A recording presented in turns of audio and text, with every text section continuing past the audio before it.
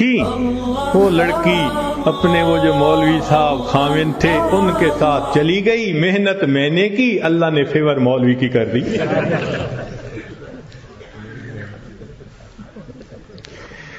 وَهُوَ يَتَوَلَّى الصَّالِحِينَ، وہ اللہ نیکوکاروں کا سرپرست ہے۔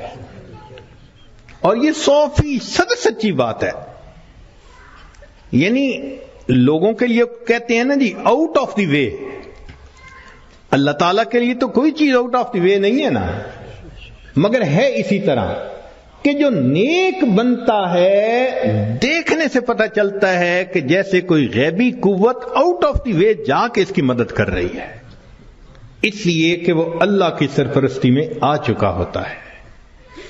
ایسے اللہ تعالیٰ اپنے بندوں کی مدد فرماتے ہیں۔ ذرا اللہ سے دوستی لگا کے دیکھیں، اس کی سرپرستی میں آ کے دیکھیں، سمجھ پھر لگے گی کہ بندے کی زندگی کتنی سہانی ہو جاتی ہے۔ آج تو جس بندے کے کنٹیکٹ بڑے ہوں، واقف ہوں، کہتے ہیں جی اس کے بڑے لمبے ہاتھ ہیں، اور اللہ والوں کی تو حالت یہ کہ ان کے ہاتھ تو اللہ تعالیٰ کی جیب میں ہوتے ہیں۔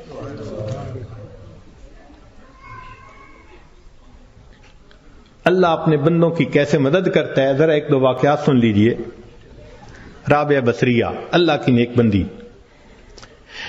اپنے صومعے میں عبادت کرتے کرتے تھک گئیں تو سو گئیں۔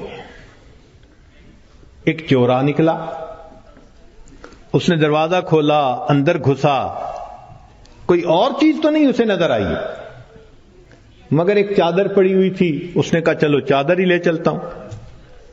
جب چادر اس نے اٹھائی اور واپس جانے لگا، ایسا سر چکرایا کہ اس کو آنکھوں کے آگے اندھیرا ہو گیا، دروازہ نظر ہی نہیں آیا، تو وہ بہت کنفیوز ہوا اور اس نے چادر نیچے پھینک دی۔ جیسے ہی نیچے پھینکی دروازہ نظر آیا تو اب اس پہ نا خوف طاری ہو گیا اور وہ باہر نکلنے لگا۔ جیسے باہر نکلنے لگا ایک آواز آئی، اگر ایک دوست سویا ہوا ہے تو دوسرا دوست جاگتا ہے۔ اگر ایک دوست سویا ہوا ہے تو دوسرا دوست جاگتا ہے۔ تم کیسے یہاں سے کوئی چیز چرا کے جا سکتے ہو؟ وَهُوَ يَتَوَلَّى الصَّالِحِينَ، وہ اللہ تعالیٰ نیکوکاروں کا سرپرست ہے، ان کا ذمہ دار ہے۔ چنانچہ ایک بڑھیا کا واقعہ لکھا ہے کہ اس کا گھر بادشاہی محل کے ذرا قریب تھا، اکیلی تھی۔ ایک دن اس کو رشتہ داروں کے ہاں تقریب میں جانا پڑ گیا تو وہ چلی گئی، اور وہاں اس کو 1-2 مہینے لگ گئے۔ جب 2-4 مہینے کے بعد واپس آئی تو وہ بڑھیا اپنا گھر دیکھتی ہے تو گھر نظر نہیں آتا۔ اس نے کسی سے پوچھا کہ یہاں تو میرا گھر تھا۔ انہوں نے کہا بھئی تو یہاں تھی نہیں، اور یہ بادشاہ کے محل کو تھوڑا سا ایکسٹینڈ کرنا تھا، تو جب 2-4 دن دیکھا کہ کوئی یہاں ہے ہی نہیں تو تمہارا تالا پولیس نے کھول لیا، اندر بھی کچھ اتنا تھا نہیں تو تمہاری کوٹھڑی کو گرا کے بادشاہ کے محل کی ایکسٹینشن کر دی گئی۔ تو جب اس بڑھیا نے یہ سنا نا کہ تم تو یہاں تھی نہیں اس لیے تمہارے گھر کو گرا دیا گیا، تو بڑھیا نے آسمان کی طرف دیکھ کے کہا اللہ میں تو یہاں نہیں تھی، تو تو یہی تھا۔ میں یہاں نہیں تھی، تو تو یہی تھا۔ یہ لفظ اس کے کہنے تھے کہ جو ایکسٹینشن کی ہوئی عمارت تھی اس کی چھت زمین کے اوپر آ گئی۔ نیک لوگ دنیا میں لاوارث نہیں ہوا کرتے، اللہ ان کا وارث ہوتا ہے۔ اگر ہمیں اپنے والد کے وارث ہونے پہ اتنا اطمینان ہوتا ہے، بیوی کو خاوند کے وارث ہونے پہ اتنا اطمینان ہوتا ہے، تو اگر کسی کا وارث اللہ رب العزت بن جائے تو سوچو پھر اس کے کیا مزے ہوں گے۔ اس کی مثال یوں سمجھیے کہ ہم نوجوان کالج یونیورسٹیوں میں پڑھتے ہیں نا، تو اگر تو ان کا جی پی اے بہت اچھا ہو تو فل اسکالرشپ مل جاتا ہے، اور فل اسکالرشپ والے بچے کو پڑھنے میں کوئی دقت ہی نہیں ہوتی۔ وہ جی مجھے فل میڈیکل ڈگری کرنے کے لیے اسکالرشپ مل گیا، مجھے کوئی فکر نہیں. اور جس بندے کو اسکالرشپ نہیں ملتا اس کو میڈیکل کرنا قرضوں کے بوجھ میں دب جاتا ہے بیچارہ. ہم نے بچوں کو دیکھا ان ملکوں میں ساری عمر نوکریاں کر کے بڑھاپے تک اپنے زمانے طالب علمی کے قرضے اتارتے رہتے ہیں. تو جس کو فل اسکالرشپ مل جاتا ہے پھر اس کا تو معاملہ ہی کچھ اور ہوتا ہے. یوں سوچئے کہ ایک 100 منزلہ عمارت ہے اور اس میں لفٹ لگی ہوئی، ایلیویٹر لگا ہوا ہے، اور ہمارا کام ہے بس پش دبا کے دروازہ کھولیں اور سوار ہو جائیں. تو پھر 100ویں منزل پہ پہنچنا تو کوئی مشکل نہیں نا. اور ایک 100ویں منزل سے رسہ نیچے لٹکا ہوا ہے. اب ایک بندہ رسے سے چڑھنا چاہتا ہے، کتنا پریشان ہوگا، کتنا وہ مصیبت میں پڑے گا، کتنا بڑا رسک لے گا، اور اگر رسہ ہاتھ سے چھوٹ گیا تو مر بھی سکتا ہے.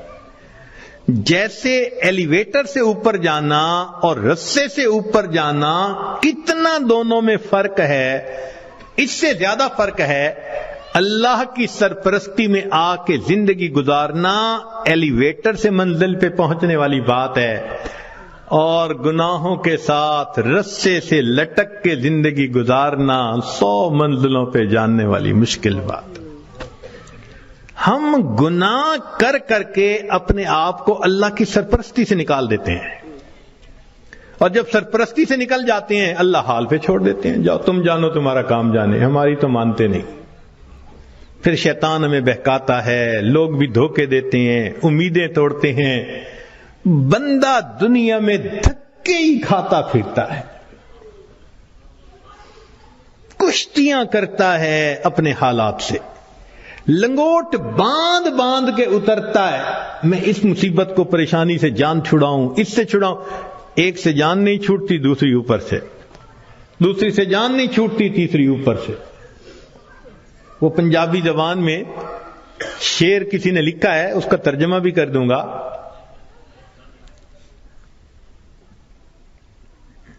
اس دکھی حیاتی دے پینڈیاں وچ کدی راہ پہ گئے کدی بھول دے رہے، ایک دامن امید دا چھڈیا نہ، لکھ جھکڑ انیریاں دے چل دے رہے.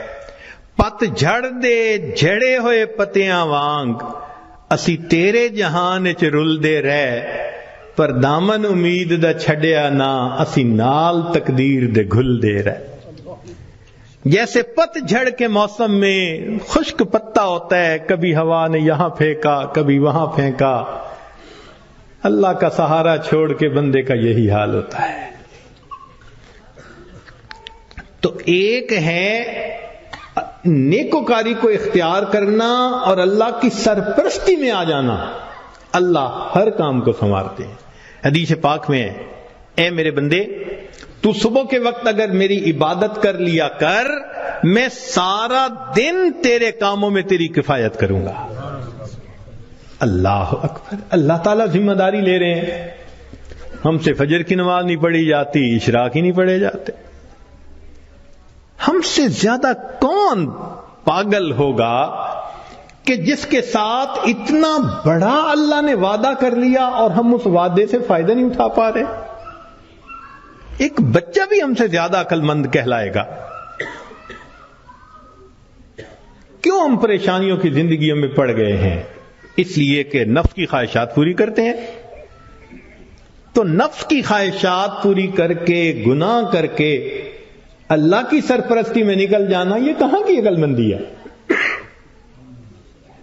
اور گناہوں کو کر کے کہاں کا سکون ملتا ہے؟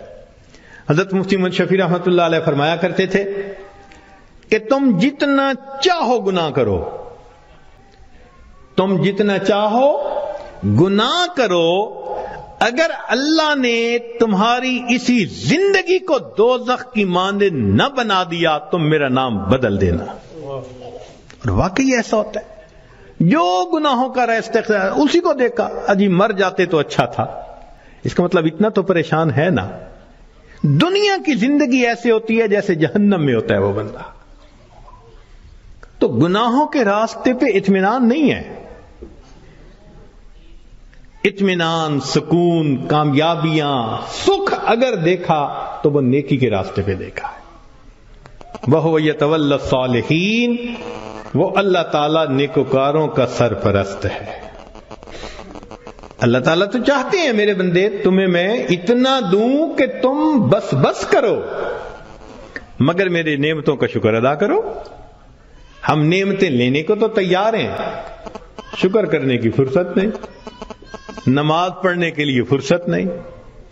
اللہ نے فرمایا کہ تم غیر محرم سے نظر کی حفاظت کرو، میں عبادت میں لذت عطا کروں گا. نظر کی حفاظت نہیں ہوتی، دعائیں مانگتے ہیں اللہ نماز کی حضوری عطا فرما دے. بھئی نماز کی حضوری کیسے ملے گی جب اس کی شرط ہی پوری نہیں ہوئی؟ جب نگاہوں نے جھکنا ہی نہیں سیکھا تو نماز کی حضوری تو آؤٹ آف کوسچن ہے نا. پھر تو ہم سوچیں کہ ہم خود بخود پریشانیوں کے راستوں پہ چل رہے ہیں، کانٹوں کے راستوں پہ چل رہے ہیں اپنے نفس کی خواہشات کی وجہ سے. اللہ تعالیٰ اسی لیے اپنے بعض بندوں کو خوب دیتا ہے، کیوں کہ میرا شکر ادا کریں. شکر ادا نہیں کرتے، اللہ تعالیٰ لے لیتے ہیں. جو پروردگار دینا جانتا ہے وہ پروردگار لینا بھی جانتا ہے. پھر کہتے ہیں حضرت صاحب ایک وقت تھا مٹی کو ہاتھ لگاتے تھے سونا بن جاتی تھی، آج تو سونے کو بھی ہاتھ لگاتے ہیں تو مٹی ہو جاتا ہے. حالات بدل جاتے ہیں اس لیے کہ ان کے تقاضوں کو پورا نہیں کیا ہوا ہوتا. چنانچہ بنی اسرائیل کے 3 آدمی تھے، ان کا ایک واقعہ عجیب ہے، بڑا سبق آموز ہے. ان میں سے پہلے بندے کے پاس ایک آدمی آیا اور اس کو کہا بھئی تمہاری کوئی پریشانی؟ اس نے کہا پریشانی تو بہت ہے. کیا؟ اس نے کہا بھئی یہ پھل بہری ہے، یہ جو سفید داغ جسم پہ ہو جاتے ہیں، برس کا مریض ہوں میں، اور میری شکل اتنی بری ہو گئی ہے کہ میں نہ مسجد جا سکتا ہوں نہ کسی کے سامنے بیٹھ سکتا ہوں. لوگوں کو کراہت ہوتی ہے مجھ سے اور لوگ مجھے نیچی نظر سے دیکھتے ہیں، کم نظر سے دیکھتے ہیں. تو ایک تو میری یہ پریشانی ہے کہ برس کی بیماری ختم ہو جائے، اور دوسرا رزق کی بھی بڑی تنگی ہے. اس نے دعا دی اللہ اس کی بیماری کو دور کر دے اور اس کا رزق وسیع کر دے. اللہ تعالیٰ نے اس کی بیماری بھی دور کر دی اور اس کو ایک گائے عطا فرمائی، اونٹنی عطا فرمائی، اور اونٹنی کی نسل اتنی بڑھی کہ وہ تھوڑے عرصے میں ہزاروں اونٹوں کا مالک بن گیا، بڑا ملٹائی ملینر ہو گیا. وہ بندہ دوسرے کے پاس گیا، اس سے کہا بھئی آپ کی کوئی پریشانی؟ اس نے کہا جی سر پہ بال نہیں ہے، گنجا ہوں اور جہاں بیٹھتا ہوں لوگ میرا مذاق اڑاتے ہیں، اور دوسرا یہ کہ کاروبار بھی میرا نہیں چلتا تو رزق کی بھی پریشانی ہے. اس نے دعا دے دی اللہ اس کے بیماری کو بھی دور کر دے، اس کو رزق میں بھی برکت دے دے. اللہ کی شان کہ اس کے سر پہ خوبصورت بال بھی اگائے اور اس کو ایک گائے ملی، اور گائے کی نسل اتنی بڑھی کہ وہ تھوڑے دنوں میں سینکڑوں گایوں کا مالک، امیر آدمی بن گیا. پھر وہ بندہ تیسرے کے پاس گیا، وہ آنکھوں سے اندھا تھا. بھئی آپ کی کوئی پریشانی؟ اس نے کہا جی کہ میری پریشانی تو یہ ہے کہ میری بینائی نہیں ہے، لوگوں کے لیے تو فقط رات کو اندھیرا ہوتا ہے اور میرے لیے تو دن کی روشنی میں بھی اندھیرا ہے، اور دوسرا یہ کہ مجھے تو در در کے دھکے کھانے پڑتے ہیں، تو دعا کر دو کہ میرا رزق وسیع ہو جائے. اللہ نے اس کی بینائی بھی ٹھیک کر دی، اس کو بکری عطا کر دی، اور بکری اتنی نسل بڑھی وہ ہزاروں بکریوں کا مالک. یہ تینوں بندے اپنے وقت میں بنی اسرائیل کے بڑے امیر بندے کہلانے لگے، کروڑوں میں کھیلنے لگے. این جب ان کی شہرت تھی، عزت تھی، مال و دولت کی ریل پیل تھی، تو اب پہلے کے پاس وہ بندہ آیا اور کہنے لگا کہ بھئی میں محتاج ہوں اور اللہ کے نام پہ آپ سے مانگنے کے لیے آیا ہوں، اللہ ہی نے آپ کو سب کچھ دیا ہے، آپ کے پاس تو کچھ نہیں تھا، تو پلیز آپ مجھے کچھ اللہ کے نام پہ دے دیں۔ اس کو بڑا غصہ آیا، انہوں نے کہا یہ تم نے کیسی بات کی ہے کہ تمہارے پاس کچھ نہیں تھا؟ میں تو شروع سے ایسا اور امیر اور یہ اور وہ، کوئی مفت کا کہیں سے پیسہ ملا ہے میاں؟ میں نے کمائی کی ہے، محنت سے کمایا ہے، فلاں کی ہے، خبردار جو تم نے ایسی بات کی کہ تمہارے پاس کچھ نہیں تھا۔ اس نے کہا بھئی مجھ سے خفا نہ ہو، بس آپ جیسے تھے اللہ آپ کو ویسا کر دے، یہ کہہ کے چلا گیا۔ اور وہی ہوا کہ برس کی بیماری بھی دوبارہ ہو گئی، اور ایسی بیماری پھیلی کہ جتنے اس کے اونٹ اونٹنیاں تھے ایک ایک کر کے بالآخر سارے مرتے گئے۔ وہ جہاں تھا وہیں پہنچ گیا، دوسرے کے پاس گیا، بھئی محتاج ہوں، اللہ نے آپ کو اتنا دیا ہے، میں بھی آیا ہوں اللہ کے نام پہ لینے کے لیے، تو آپ دیں۔ ایک وقت تھا آپ کے پاس کچھ نہیں تھا، پھر اللہ نے آپ کو دیا، آج اتنا کچھ ہے۔ اس کو بڑا غصہ آیا، تو کون ہوتا ہے بات کرنے والا؟ بھئی میرا تو باپ ایسا، میرا تو دادا ایسا، پردادا ایسا، میاں میں نے تو فلاں ڈیل ایسی کی تھی، فلاں موقع پہ میں نے ایسا بزنس کیا تھا، اسٹریٹجی ایسی بنائی تھی، تب مجھے پیسے ملے، کوئی کہیں سے مفت کے مل گئے ہیں؟ خبردار جو تو نے کوئی ایسی بات کی۔ اس نے کہا بھی مجھ سے خفا نہ ہو، اچھا آپ جیسا تھے اللہ آپ کو ویسا کر دے، یہ کہہ کے چلا گیا۔ نتیجہ یہ کہ سر کے بال بھی اس کے ختم، اور جتنی گائیں تھیں وہ ساری کی ساری بالآخر مر گئی، جہاں تھا وہیں پہنچ گیا۔ پھر یہ تیسرے کے پاس گیا، اس کو جا کے کہا کہ بھئی محتاج ہوں، فقیر ہوں، اللہ کے نام پہ مانگنے آیا ہوں، جس اللہ نے آپ کو دیا، آپ کے پاس تو کچھ نہیں تھا، آج اتنا کچھ اللہ نے دیا ہے تو بھئی مجھے بھی دے دیں۔ جب اس نے یہ بات کہی تو سننے والے بندے کی آنکھوں میں آنسو آ گئے۔ اس نے کہا تم نے بالکل سچ کہا، میں اندھا تھا، در در کے دھکے کھاتا تھا، لوگوں سے بھیک مانگتا تھا، کوئی خدا کا بندہ آیا، اس نے مجھے دعا دی تو اللہ نے میری بینائی بھی ٹھیک کر دی، اور مجھے ایک بکری رب نے دی تھی، پھر اس ایک بکری میں اللہ نے برکت ڈال دی۔ آج تو میاں دو پہاڑوں کے درمیان جتنی بکریاں پھر رہی ہیں یہ ساری میری ہیں، تم آج اللہ کے نام پہ مانگنے آئے ہو، جتنی بکریاں دل چاہتا ہے اس وادی میں سے تم لے کے چلے جاؤ۔ جب اس نے یہ بات کہی تب اس مانگنے والے نے کہا کہ میں تو فرشتہ ہوں، اللہ تعالیٰ نے 3 بندوں کے پاس امتحان کے طور پر بھیجا تھا، 2 اپنی اوقات کو بھول گئے، تو نے اپنی اوقات کو یاد رکھا، اللہ تجھے تیرا رزق نصیب فرمائے۔ یہ بندہ ساری زندگی امیر تر بندہ بن کر زندگی گزارتا رہا۔ دیتا تو اللہ ہی ہے نا ہر ایک کو، تو جب دیتا ہے تو پھر اس کا شکر گزار بندے بھی بنے، مگر ہم نہ شکریاں کرتے ہیں، گناہ کرتے ہیں، جس وجہ سے پھر مصیبت کو دعوت دیتے ہیں۔ تو راستے زندگی گزارنے کے 2 ہیں، ایک ہے نیکوکاری کا راستہ، ایک ہے بدکاری کا راستہ، منمانی کا راستہ۔ اگر آپ غور کریں تو آج کے دور میں منمانی کی زندگی گزارنے والے بہت زیادہ، اور ہر حال میں اللہ کی مان کے چلنے والے بہت تھوڑے۔ نتیجہ کیا ہے؟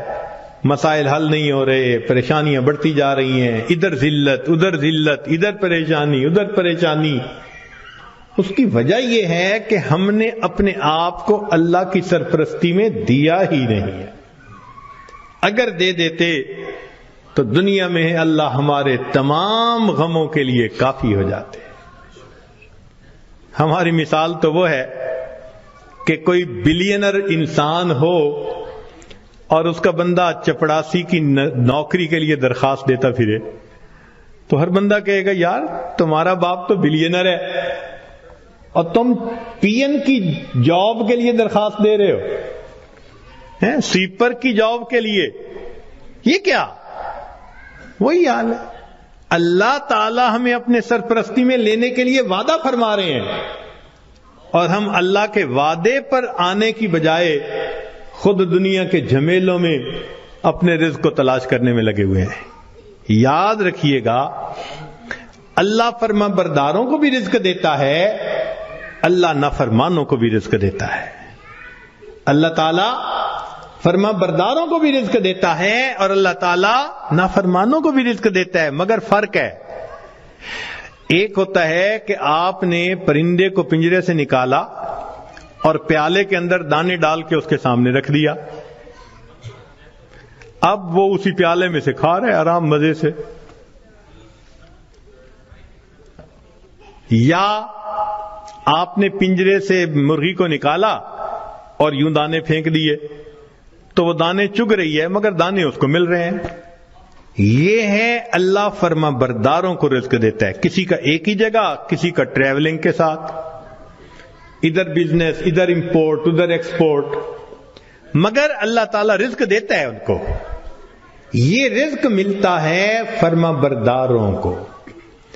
اور ایک رزق ہوتا ہے کہ آپ نے اگر چوہے کو پھنسانا ہو تو اس کو بھی تو آپ کنڈی کے اندر گوشت کا ٹکڑا لگا کے رکھتے ہیں، پنیر کا ٹکڑا، یہ بھی رزق تو مل رہا ہے نا، مگر کس کے لیے؟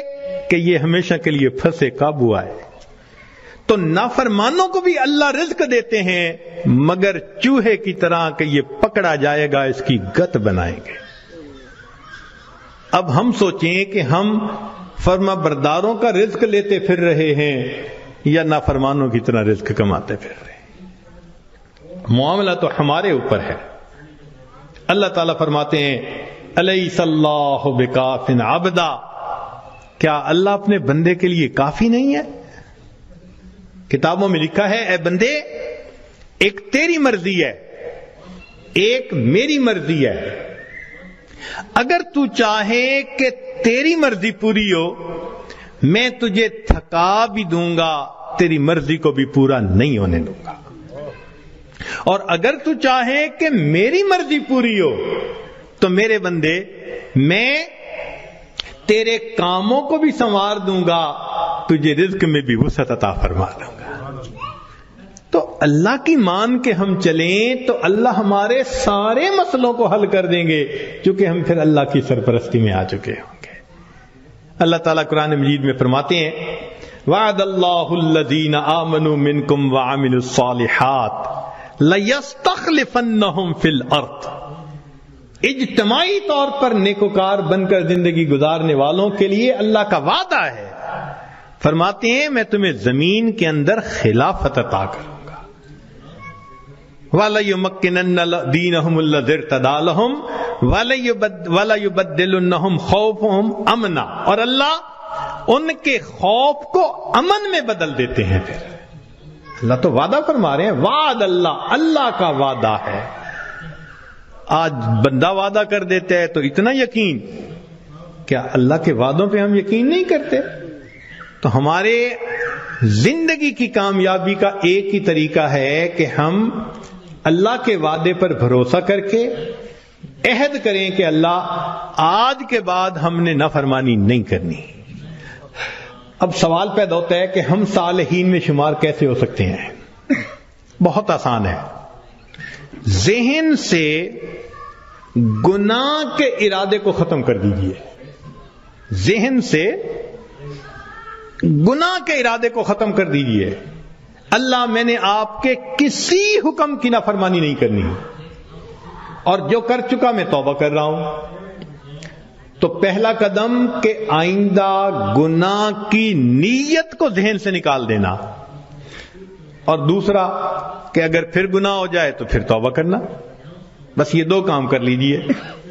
ایک، ابھی اسی وقت پچھلے تمام گناہوں سے سچی توبہ کی نیت کر کے عہد دل میں کر، اللہ آئندہ میں آپ کی مان کے چلوں گا، ہر کام آپ کے نبی علیہ السلام کی سنت کے مطابق کروں گا، دین کے مطابق کروں گا، شریعت کے مطابق کروں گا، من مانی نہیں کروں گا. اور اگر بالفرض پھر گناہ ہو جائے تو پھر توبہ کرے. جو ایسا کرے گا وہ نیکوکاروں میں شمار ہوگا اور وہ اللہ کی سرپرستی میں آ جائے گا. اور جب تک ہم اللہ کی سرپرستی میں نہیں آئیں گے ہماری پریشانیاں ختم نہیں ہوں گی. ہم نے دنیا میں دیکھا ہے پرائی بکری کو کوئی گھاس نہیں ڈالتا. ہم نے کلمہ تو پڑھا نا تو لیبل تو لگ گیا نا کہ یہ مسلمان ہیں. اب اگر اللہ کے در سے بھی کچھ نہ ملے تو کسی اور در سے کیا ملے گا؟ بلکہ ہم نے تو دیکھا ہے کہ جس کتے کے گلے میں پٹے کا نشان ہو نا اس کو ہر کوئی دھتکار دیتا ہے، جائے اپنے مالک کے دروازے سے کھائے. بالکل ہمارا یہی حال ہے. جدھر رخ کرتے ہیں ہمیں دھتکارا جاتا ہے، جاؤ اپنے رب سے مانگو جا کے. اور رب سے مانگنے کے لیے نیک ہم بن نہیں رہے. تو ہمارے پاس کوئی دوسری آپشن نہیں سوائے اس کے کہ زندگیوں کو بدلیں، نیکی پہ آئیں، اللہ تعالی ہمیں اپنی سرپرستی میں لے لیں، پھر اللہ تعالی ہمارے الٹے کاموں کو بھی سیدھا کر دیں گے، ہماری پریشانیوں کو اللہ ختم فرما دیں گے. زندگی گزارنے کا اس سے بہتر کوئی دوسرا راستہ نہیں ہو سکتا. لا الہ الا اللہ، لا الہ الا اللہ، لا الہ الا اللہ، لا الہ الا اللہ، لا الہ الا اللہ.